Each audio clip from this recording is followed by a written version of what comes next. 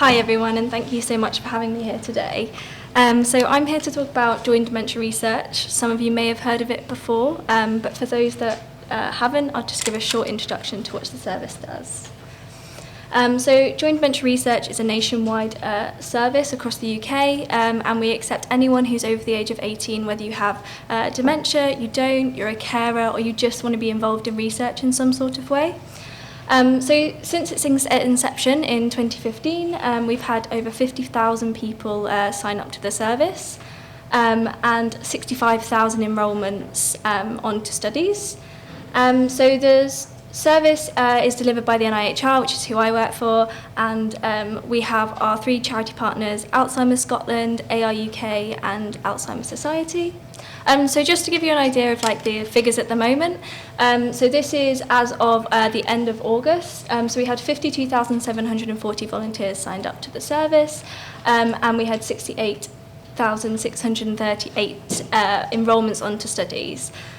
We also have had 646 studies overall onto the service, and we're always looking for more.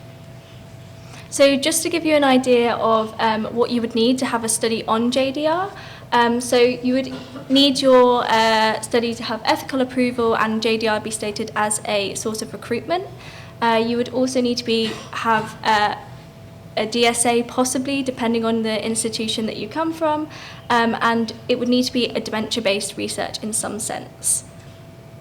So it's super simple for researchers to get onto the service. So all you have to do is take on the training that takes about an hour to complete. You'd have a meeting with myself, and we would discuss your study and whether it be appropriate for JDR. It's also an important thing to note that for professionals that want to talk about research to their patients, we have free materials on our website that you can order. We have leaflets, posters, all sorts. So that's just something else to note, to be aware of. And then in terms of the idea of public and patient involvement and what we're doing at JDR to include this, one main thing is that we're always talking to researchers when we're putting their studies on about PPI and about what they've done to include people in their research already, in the development of it, because we think that's such an important thing to have. So that's something we always make sure we do. And as long as you have ethical approval for a study, we can also recruit for PPI groups.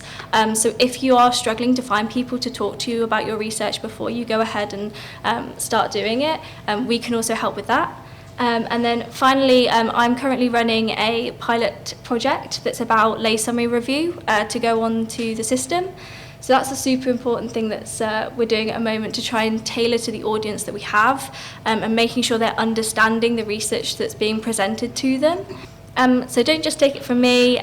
So we've had so many researchers. We've had over 2,000 researchers use the service and have an account on JDR. So these are just, I won't read them all out, but this is a couple of quotes from people that have used the service. So there's a few different ways you can contact us if you want more information. I am in the exhibitors hall, so if you do have any questions today, you can come and talk to me.